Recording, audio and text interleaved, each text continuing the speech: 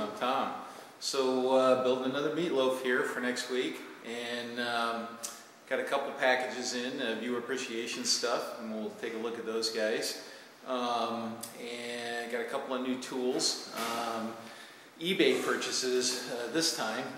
Actually, all of them are eBay purchases. I got a couple things on eBay that I'll share with you guys. One of them is actually going to probably turn into a project later on, but of course couldn't resist playing around with it in the meantime. I got a update on something from last week, and I don't know, we'll see. I probably got something else we'll throw in there. So let's get the apron on and go check some of this stuff out. Okay, so this first one comes to us from a viewer. His name is Gordon Melby, and Gordon is he's in Arizona, and Gordon has a software and consulting business, and I guess he designs computer stuff, embedded systems. Used to have his own machine shop, and now just has a little hobby shop in his garage. So Gordon had this laying around and decided that he wanted to send it to me. And what it is it's a camera mount, kind of interesting. So it's got a quick release button here, and you can slide it, and then you can so basically you can clamp this to surfaces. Now apparently, and I'll have to make some, I guess, is it has legs that go in here, so this could be a tripod as well, and then it has the swivel top here. So this is made by Kaiser, which is a real old photo company, and just looking at this from a design standpoint, you know, it's got that, you know, kind of 60s look to it, right? It's interesting how that you can look at certain designs and whatnot, and sometimes kind of tell their era based on colorations and things like that. So anyway, that's just my guess. I don't know if that's true or not in this case, but anyway, this is a cool little photo mount, and it's got the little 1/4-20 with a nut on it, so you know, you can put a GoPro on there or a camera and then clamp it to something, you know, adjust up and then clamp, and now you can swivel this around. So, you know, depending on what's laying around, you know, you can snap right to something. And then it's got a little 1/4-20 in the bottom here, so you can add that to a tripod or put it's got a three-legged, or it's got 3 tapped holes here for legs here separately. Anyway, Gordon, thank you very much for that. That's pretty cool.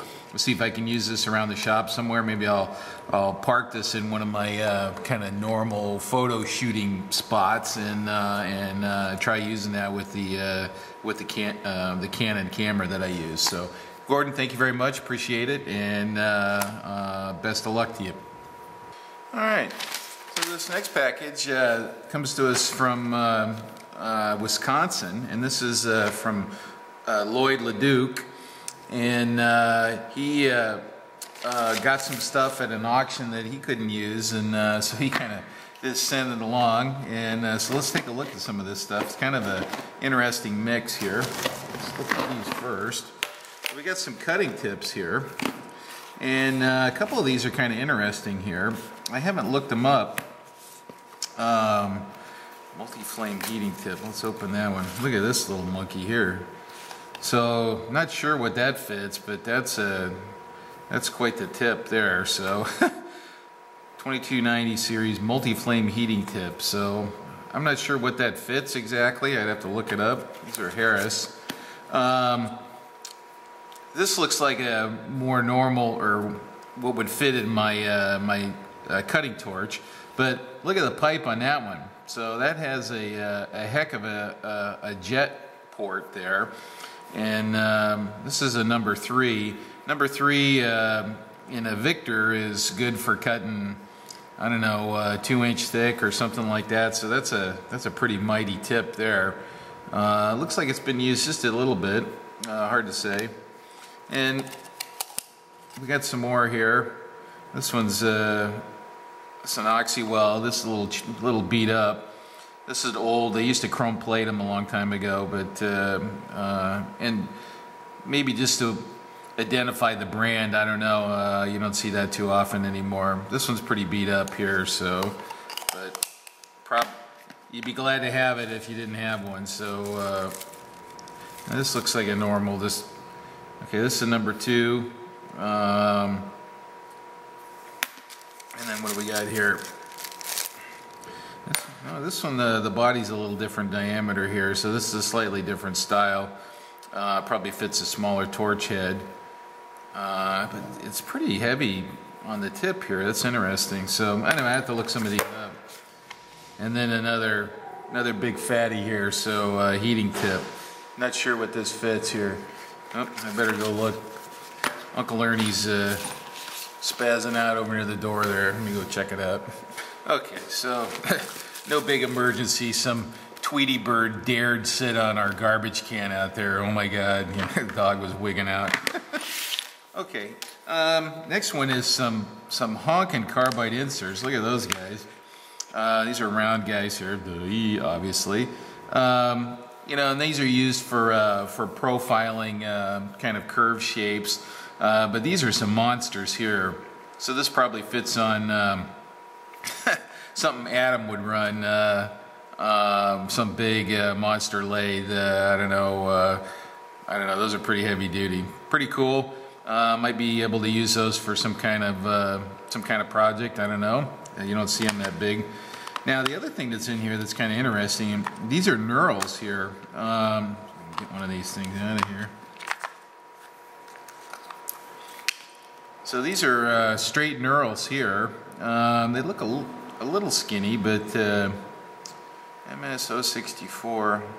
I have to look these up here. Probably 64 tooth, that would be my guess. Anyway, these are straight knurls. They produce a straight pattern like you'd see on a small diameter adjusting knob or something like that.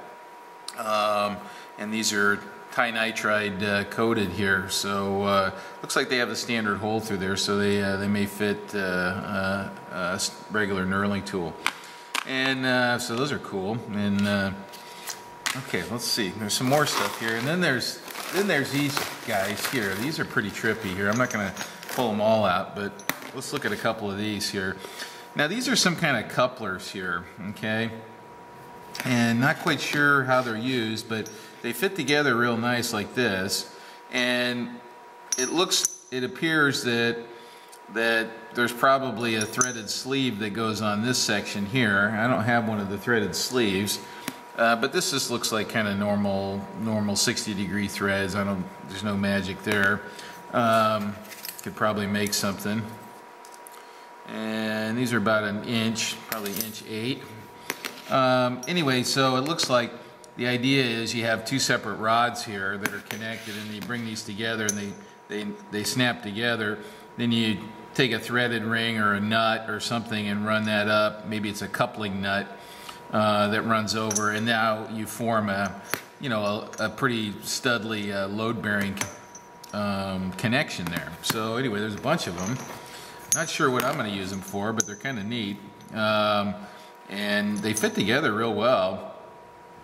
And so this distance from this backside to here is fairly carefully machined, and same with that little spot in there, because this forms a nice diameter there. So anyway, some kind of couplers or hangers or something, and you can join something together and make a good strong joint there. So anyway, Lloyd, thank you very much for the little grab bag of stuff here. It's just it's always fun to look at different stuff, and I always say that if this was at the flea market and I walked by that booth, I'd stop and pick this up and take a look at it and ponder it, certainly. So thank you very much, and appreciate the gift, and best of luck to you. Okay, so this next one's kind of interesting, and it's more of a restoration project here. And what I have here is it's a level, okay?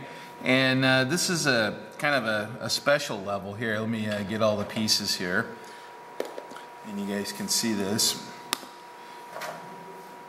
So anyway, that's just screws there. I don't need to show that. So what this is a Pratt and Whitney precision machine level.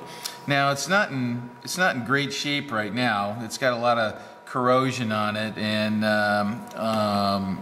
but it's all here. And the main part is the vial, and the vial holder is intact. Okay, so this is the heart of the level here, right? This is structure here, and then this is the important part here. And it's marked Pratt and Whitney, and this has a serial number and some other stuff. So I may do a little research to see if I can figure out the age of these. So these have been made for a very, very long time, longer than the Starrett levels, I believe. So this is a very precision level, 5/10 per foot. This is about 15 inches long here, so 400 millimeters or something like that. And it's what they call the Truss Design. Now, let's see, what do I want to say about this? So what I'm thinking here is this will make a really good scraping project, okay? So it's got a bunch of crud and corrosion on it. It's interesting because I did a little bit of, just a little bit of preliminary scratching at this. And what it looks like is it was sitting on something, maybe some cloth or foam or velvet, or I don't know, some kind of padding material, and it got wet, and then that padding material kind of attached itself to the cast iron here, right? Because when I scrape at it a little bit, I pretty quickly get down, and this stuff seems to come off reasonably quickly, right? And but it comes down to a nice flat surface, so I'm not seeing deep pits in the underlying structure here, and you can kind of see that a little bit here, where I was just scratching away at it there with a little scraper. So what I'm hoping is that I can get this stuff off easily, and then maybe this is a great project for doing a little bit of bluing and scraping to get this level back in tip-top condition. These are fairly rare. You don't see them a lot, and this one popped up on eBay, and I kind of just said, ooh, I really like those and I want one, so I went ahead and bought it. Now, it's got these are Bakelite, I believe, here, and this one's busted, but that's an easy enough part to make. I'll see if I can find some Bakelite, or maybe I'll use Garolite or something like that, or Black Delrin to replace these. And these are the lifting things. You hold it by these. This way it doesn't transfer your body heat into the level. These are that sensitive. So if you were to hold on to this for a little while, it warms it up and it changes its shape and gives you an erroneous reading there. So anyway, this will make a kind of a nice restoration project. I just want to point out a couple of design details here that are kind of neat. So this is this heavy-duty truss, nice and deep, but open. So it's very stiff and rigid in this direction, and ribbing sideways so it's stiff that way. And then we have the vial holder here, and you can see how this works. So what they have, this is a ground vial, and it has a radius of something like 200-foot radius or something like that. So it's got a curvature that's ground into it, which gives it that sensitivity, the bubble, that sensitivity. And kind of neat, they painted it white underneath here, so when you look through, you get a little bit of light reflection back up through the vial itself. The paint's peeling, so we'll have to repaint that. Then you can see one end is a spring with an adjusting screw. But what they've done, and this is very cool, is they have a little flexure here. So, the idea is that you don't move this very far, but we have this very stiff hinge that's no play, no moving parts per se, other than the material moving in its elastic range. And so you make very, very fine adjustments there. You're not going to move this a 1/4 inch either way. You're moving it a few thousandths either way to get this thing trued up. So I've looked at some pictures to see what they kind of look like when they're in tip-top condition, and it's a little bit hard to tell because people gussy them up and they polish them up in different ways, so I don't quite know what they look like when they were new. So anyway, we'll do our own little rendition on this and make this into a little restoration project. So and this guy just slides in there very nicely, like that. So anyway, look for that in the videos coming up. This will be down the road a little bit, but this might be a really neat scraping project to get this nice and flat and scraped in again. Anyway, thanks for looking at that. Okay, so this next one is another eBay purchase here, and I've been shopping around for a blade micrometer for a while. And I never bought one myself because all the shops I worked in always had one. And so anyway, I kind of hunted one down on eBay. This one, this is a Mitutoyo. It reads to tenths, and this one's kind of special in that it has these very, very narrow blades here, very thin blades, and a little ratchet stop here. Okay, now these are great for reaching into. I should have grabbed something that had a sample, but oh, actually, there's a little gap in there. But anyway, like O-ring grooves and snap ring grooves and shafts, you can reach in there and get measurements on those. Now these are carbide blades here. They're about 15 thousandths thick, so these are thinner than the ground steel ones. So that's the type that I wanted, and I got some crud in there or something. That's the type that I wanted, and this one was in pretty good shape, and it was a pretty good price on eBay. So, you know, if you poke around and you're patient, and that was the case here, as I just had to be patient to find the right one in the right condition, and then it was getting an auction and winning an auction is pretty tough these days. So it was a buy it now. I just bought it and said, okay, fine, I'll get it, and now I have it. So anyway, new tool acquisition. Carbide tipped blade micrometer. So anyway, thanks for looking. Okay, so this next one is this was I got shamed into buying these actually. A couple guys, Bruce Whitman and Adam, and oh, I don't know, probably Keith Fenner. You know, they have a few left-handed drills around, or sets of them, and they successfully remove fasteners with them. So I was embarrassed because I didn't even have a set of left-handed drills, or even one or two around.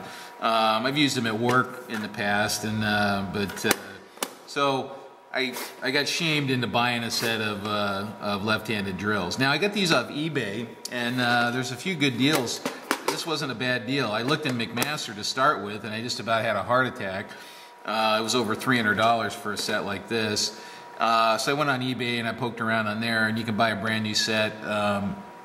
These were 60 bucks or 70 bucks, 60 bucks I think, something like that. And it's a full set from a 1/16 to half by 64s in a Hewitt case. And now these are Cobalt, okay? These are Cobalt split point. And they look pretty good, okay? I mean, they're not a bad looking drill. Oh yeah, and the other thing is they're 3 flatted, which is kind of nice for grabbing in chucks. So I don't know if it says where they're made, or no, this says size and stuff. Anyway, they look pretty good, and you know, it's not like you're using these every day, all day, right? You need these when you're in a jam, and so just having them around is valuable. So anyway, next time I get a busted screw, I'm going to try these out and see how they work. So Adam and Bruce, you know, thanks for spurring me on to get these. And then I just wrote on the case, that way I don't, you know, grab it and throw it in my kit, you know, to go in the field somewhere and go, oh, whoops, got the left-handed drills with me. Anyway, take a look on eBay. There's some reasonable deals on these on eBay. Okay, so I thought I'd give you guys an update on the apron after about a week of use. Anyway, I'm still very happy with it.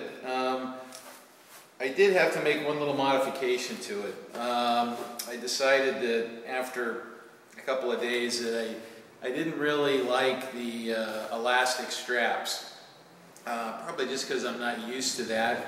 They felt a little funny, and they were also interfering with my my phone and belt line and my other little my flashlight holder and whatnot on this side. So what I did was I went ahead and put some grommets in here, and then I can put any kind of straps on it that I want. Now these work together. The neck strap and the waist strap are kind of work in concert to one another. So when you bend over and whatnot, they're kind of adjusting as a single unit as opposed to having separate shoulder straps with the waist strap. So I like that arrangement better myself. As far as the material, this is great. It's working out fine. The pockets are great. The stuff slides in really easy, which is really nice. A lot better than the denim ones that I've used in the past. The fact that it's stiff and you can get the rules in there and the pens and stuff in there really quickly. Anyway, so we're still working on it and testing with it, and so far so good. But I didn't care for the straps. I modified them. So Mitch, if you're watching. If you're going to put these in production, it might be nice just to have a grommet in those locations so guys can maybe make their own choices on straps if they want. So this gives them some more options. Anyway, that's a little update on the apron, and I'll keep you guys posted.